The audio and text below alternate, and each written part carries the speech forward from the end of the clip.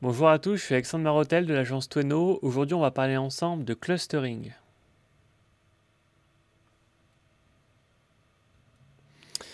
Alors, la définition, clustering, encore appelé regroupement ou partitionnement de données, le clustering ou topic cluster est une stratégie d'organisation qui consiste à regrouper les contenus d'un même site par thématique. Alors, l'idée, c'est vraiment celle-ci. Donc là, j'ai notamment fait sur ce graphique ici.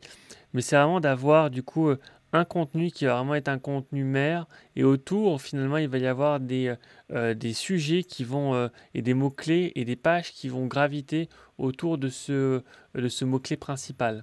Donc c'est vraiment le clustering. Alors il y a à la fois des problématiques de catégorisation de contenu, mais c'est également une idée finalement d'avoir un contenu qui soit central avec autour bien, finalement des sujets qui gravitent. Alors, quelle est la différence entre le cluster topic et une structure traditionnelle de blog? Mais en fait, parfois, quand on a un blog, eh bien, au niveau de l'organisation, ça peut être entre guillemets relativement anarchique en fait. Donc, du coup, on va poster du contenu un peu quand ça nous plaît et sur des sujets qui peuvent potentiellement nous plaire à un moment donné. Avec le cluster topic, c'est pas la même chose. On va vraiment réfléchir en termes de thématiques et et surtout tendre vers une organisation de l'information qui soit la plus cohérente possible. Et je vais vous montrer comment est-ce que ça se passe concrètement.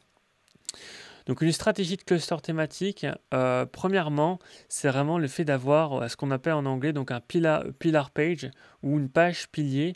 Donc c'est vraiment le mot-clé qui va être important sur votre thématique et que vous allez vraiment souhaiter pousser, notamment dans le moteur de recherche.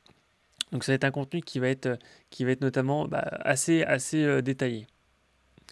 Et autour de ce contenu-là, finalement, eh bien, vous allez notamment faire des liens vers d'autres types d'articles, donc qui vont être des articles de cluster, du coup, ou du cluster content, qui vont eh bien, graviter autour de ce mot-clé principal, mais dont vous n'avez pas forcément parlé justement dans la page pilier. Du coup, là, c'est vraiment comme ça que ça fonctionne. Et après, pour pouvoir faire le lien entre tout ça, eh bien, on va faire notamment des liens hypertextes. Donc du coup là par exemple vous voyez si jamais je cible le mot-clé jardin, eh bien je ferai un pillar page, donc une page, disons, moi j'appelle ça les pages mères également, une page mère ici, où je mettrai bien évidemment le maximum d'informations, mais en dessous, eh bien, j'aurai également des pages du coup qui pourraient être des pages filles en fait, hein, donc ou des articles de cluster qui pourraient parler par exemple des outils de jardinage, ou, alors je sais plus ce que j'avais marqué ici, mais l'aménagement du jardin, etc., ou entretien du jardin. Et tout ça, c'est des thématiques finalement qui gravitent autour du mot-clé principal jardin. Et bien sûr, l'objectif, c'est de faire après des liens entre la page cible et les pages intermédiaires. Et du coup, pour pouvoir faire remonter notamment le jus. Et au sein de ces pages intermédiaires, vous allez parler de la page cible. Et donc, du coup, on va pouvoir comme ça, de cette manière-là, d'un point de vue SEO, avoir une organisation qui pousse notamment ce mot-clé principal qu'on souhaite mettre en avant. Donc voilà, donc ça c'est un peu ce que j'indiquais du coup, hein, c'est vraiment donc au centre la page mère ou la pillar page, et ensuite autour il y aura plusieurs pages filles qui vont graviter, et ce qu'il y a entre chaque élément, finalement c'est vraiment du maillage interne, de l'hyperlien qui va permettre justement de pousser le contenu principal. Alors quels sont les avantages du cluster thématique? Alors, il y en a plusieurs. Premier élément, c'est que du coup, sur la page mère, vous allez pouvoir cibler un gros mot-clé qui va être important.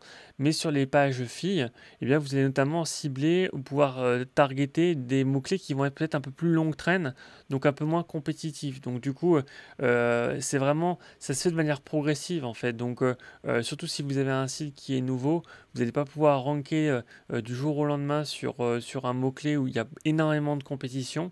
Donc du coup, en fait, l'objectif, c'est qu'en créant justement eh bien, ces pages filles qui seront moins compétitives, mais finalement, vous allez obtenir du trafic sur ce mot-clé-là, faire augmenter globalement votre autorité de site, et du coup, eh bien, ça va vous permettre, par conséquent, avec un bon maillage interne, de pousser encore plus eh bien, le mot-clé qui est vraiment important pour votre activité, pour votre business.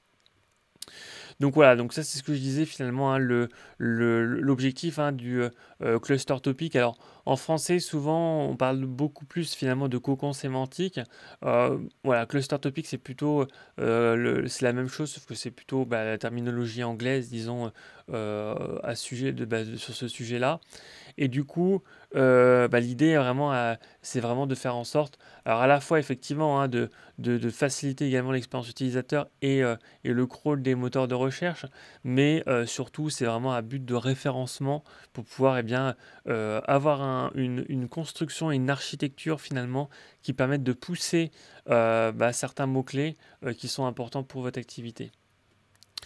Ça permet également de réduire le taux de rebond, effectivement, parce que lorsqu'on tombe finalement sur un sujet, par exemple sur une page mère qui est intéressante, et bien du coup, vu qu'on a fait des liens vers des pages filles également qui peuvent être intéressantes, et bien du coup, on diminue le taux de rebond parce que les gens vont naviguer et pour pouvoir en savoir plus sur potentiellement d'autres sujets. Et l'inverse est vrai également. C'est-à-dire que si les gens tapent une requête et tombent sur une page fille et que eh bien, finalement le maillage est bien fait, que vous parlez assez rapidement, par exemple, bah, des éléments de la page mère et que vous faites des liens. Et du coup, les gens peuvent consommer le contenu de la page fille, puis ensuite se rendre sur la page mère. Et du coup, eh bien, tout ça, ça permet de consommer le contenu plus longtemps et donc et de naviguer également sur le site. Et du coup, eh bien, on diminue le taux de rebond. Ça améliore globalement l'expérience utilisateur parce que forcément, quand on a une logique de cluster, ça veut dire qu'on va vraiment aussi pousser sur certains contenus et du coup, eh bien, vu dans la mesure où on va les creuser, eh bien, les gens qui vont chercher une thématique et qui vont trouver des réponses, voire même beaucoup plus que finalement ce qu'ils allaient chercher au départ, eh bien, d'un point de vue de l'expérience utilisateur, c'est du positif, donc c'est très bien. Alors, quels sont les inconvénients du cluster topic? En fait, pour moi, il y en a vraiment deux. C'est à la fois le temps et le savoir-faire. C'est vrai que le fait de mettre en place, bah, quand on fait un blog, bah, quand on crée du contenu, entre guillemets, un peu comme on le sent, bien du coup, voilà, on peut gagner peut-être un peu plus de temps en se disant, bon voilà, je publie un peu ce qui m'arrange quand je veux. Le seul truc, c'est que d'un point de vue de l'efficacité, c'est beaucoup moins puissant qu'un cluster topic. Le seul truc, c'est que ça prend du temps à organiser, à réfléchir sur eh bien, les éléments de structure, sur quoi est-ce qu'on va faire graviter nos contenus, quel type de mots-clés on va prioriser. Et ça nécessite également du savoir-faire. Donc voilà, c'est vraiment les deux éléments qui sont importants. Après, c'est vrai qu'en mettant en place une stratégie de cluster topic, on obtient des résultats de manière voilà, alors jamais certaine, parce qu'en SEO on n'est jamais certain de rien, mais on augmente quand même drastiquement notre capacité à obtenir des résultats. Donc comment mettre en place une stratégie donc, de topic cluster? Du coup, étape 1, trouver une thématique et des sous-thématiques. Donc, ça va notamment passer par finalement la recherche des mots-clés qui vont être importants pour votre business et qui vont vous permettre de vraiment attirer finalement une audience qui va être la plus qualifiée pour bien, ensuite pouvoir proposer également bien, vos services ou vos produits. Donc du coup, c'est vraiment catégoriser, identifier les mots-clés, leur degré d'importance et ensuite, en fonction de ça, eh bien, bah, construire en fait une architecture en fait en cluster. Ensuite, une fois que vous avez ces différents mots-clés, ce qu'il va falloir faire, bien évidemment, c'est vraiment prioriser notamment eh bien, la création de votre page pilier.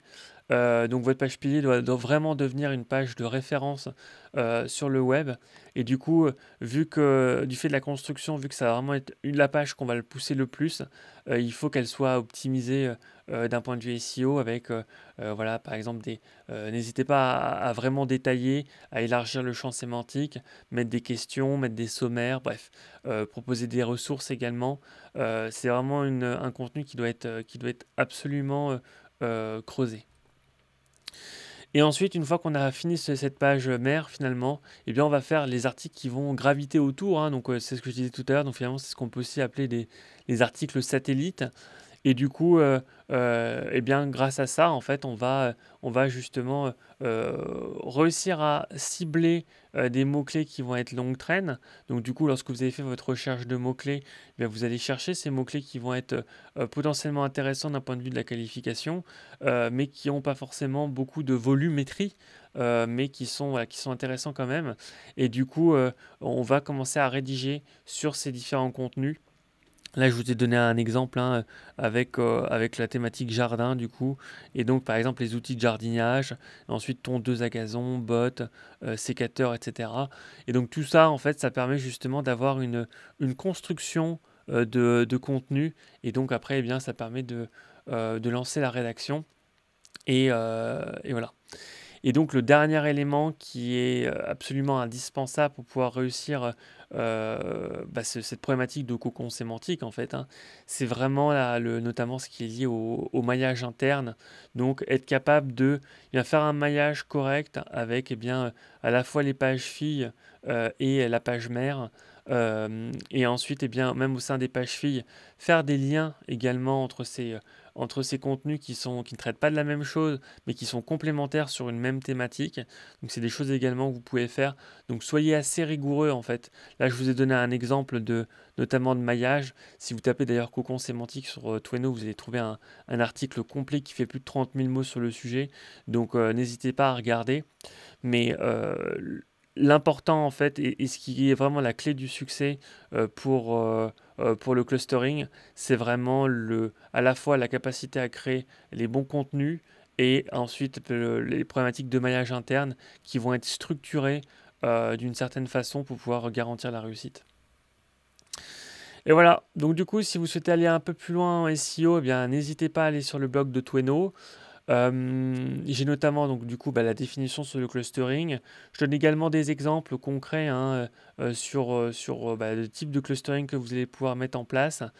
Également, c'est ce que je disais. Alors la définition de clustering, il y a des éléments, mais si vraiment vous souhaitez en savoir beaucoup plus sur tout ce que j'ai dit, n'hésitez pas à taper du coup Tweno cocon sémantique.